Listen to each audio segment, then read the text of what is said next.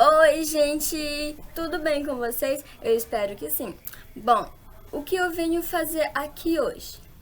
Eu venho trazer dicas de como passar no Enem, na UEMA ou em qualquer universidade para você. Então fiquem ligadinhos na minha dica e rupi!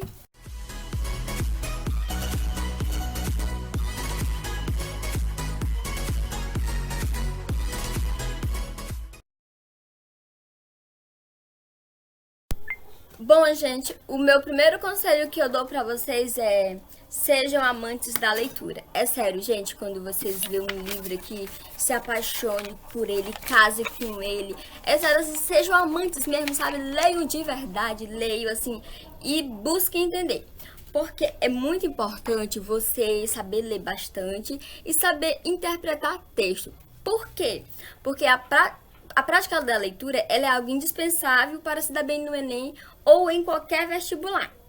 Logo porque nós sabemos, né, e como sabemos, que as questões elas costumam ter textos longos, desse tamanhozinho, não, tá, exagero, né, desse tamanho aqui mesmo, porque desse tamanho é um exagero muito pequeno, porque os textos são enormes. Às vezes eu já ouvi pessoas dizendo assim: ai, eu termino de ler o texto, eu não consigo compreender o que ele quis me repassar. Sabe por que não consegue compreender? Porque você não tem o hábito de ler, ou seja, não você aí, a pessoa que leu, ela não tem um hábito de ler, aí ela lê e não consegue entender nada. Então, assim, quando a pessoa ela tem um hábito de ler, ela pode ler um texto enorme. Quando ela termina de ler, ela pode não entender o texto todo, mas ela vai entender um pequeno parágrafo do que o texto quis repassar a ela.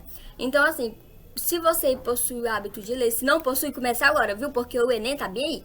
E todos os vestibulares estão bem assim para você fazer.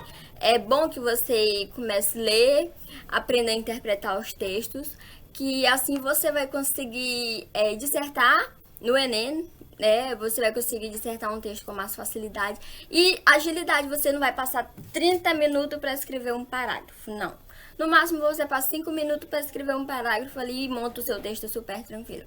E também, algumas questões elas apresentam assuntos do cotidiano, ou seja, a prova da redação sempre traz um tema da atualidade. Então é muitíssimo importante que vocês fiquem ligados em jornais, é, televisões, que é a mesma coisa, né? Porque quando eu digo jornais, eu quero dizer jornais em mãos, assim, escritos, entendeu?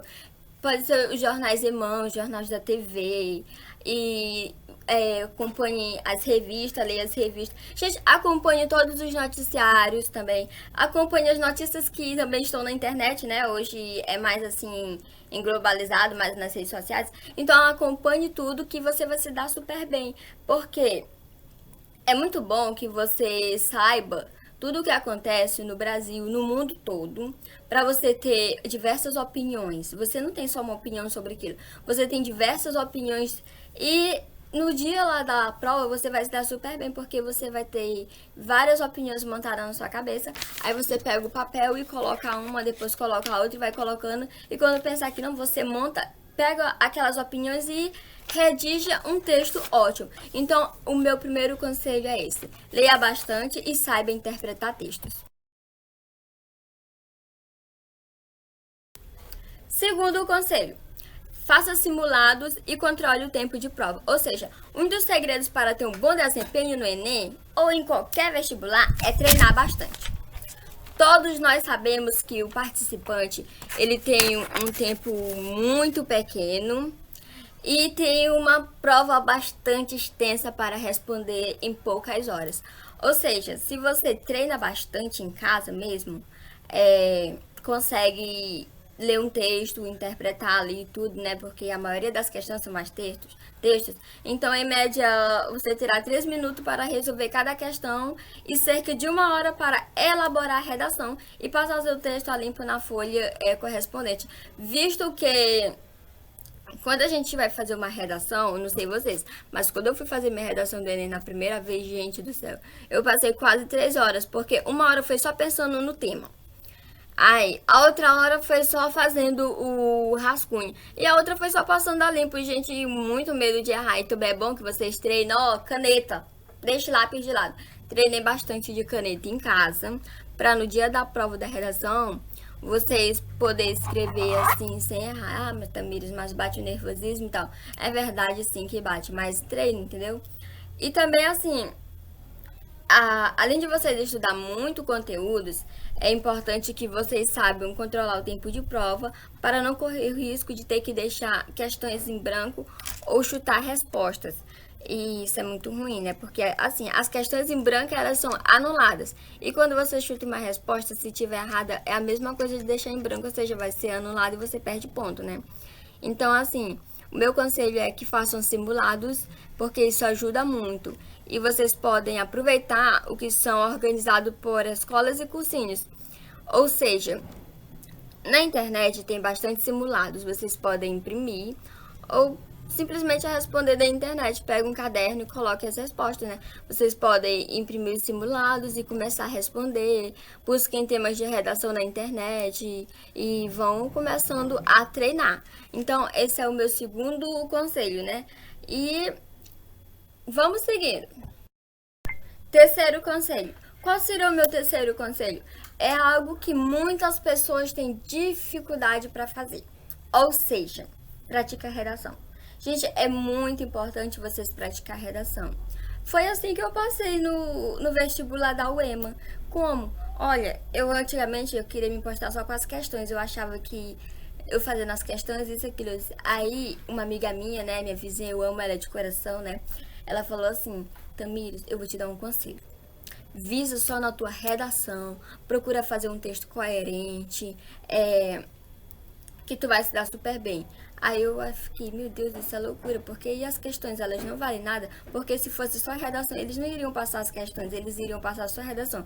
Mas eu descobri, eles passam as questões somente para confundir a cabeça do aluno, entendeu? Para o aluno fazer questões e na hora da redação, tipo, não ter mais ideia. Então é isso. É importante vocês treinar não só as provas objetivas. Claro que vocês têm que treinar, né? Mas também vocês precisam treinar a redação. A melhor forma de fazer é escrevendo bastante. Escreve, porque às vezes você escreve uma redação muito, muito boa, mas aí a sua letra é horrível. Gente, a letra da gente é horrível. E quem vai corrigir não vai saber de nada. Então, assim, você pode perder ponto, porque você escreve uma palavra correta e ele vai e lê como uma palavra que não está correta. Então, aí já perde um pontinho, né? E pratique o modelo exigido no Enem, usando os temas que já aparecem no exame, entendeu? Ou seja, desse ano ainda não tem, né? Claro. Mas quem dera já tivesse.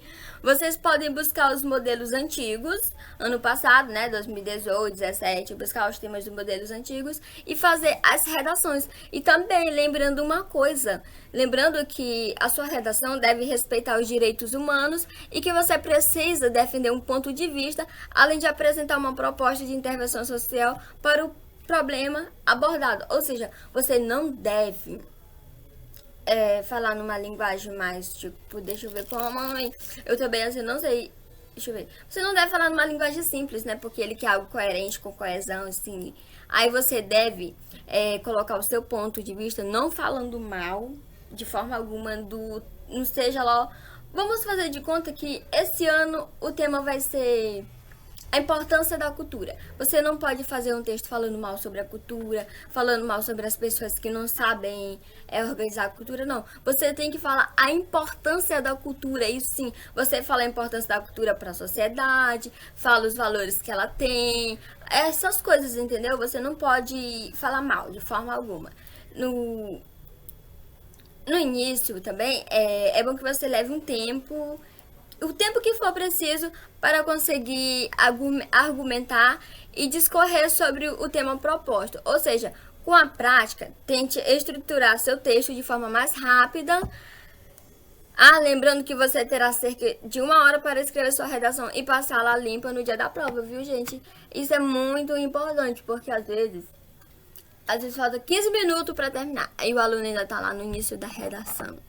Aí a redação dele no rascunho pode estar perfeita, mas como ele só tem 15 minutos, e em 15 minutos ele pode ou não pode terminar, depende do grau, né, que ele escreve. Se ele escreve rápido e escreve bonito e legível. Agora, se ele escrever rápido e não conseguir escrever bonito nem legível, então não adianta, é tempo perdido.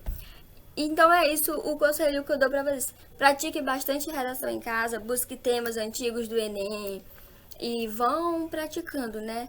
E tente melhorar as letras. Quem tem letra bonita, é bom que melhore mais ainda, faça legível e tudo. E quem tem a letra feia, melhore mesmo assim, entendeu? Faça uma letra legível pra você passar na redação.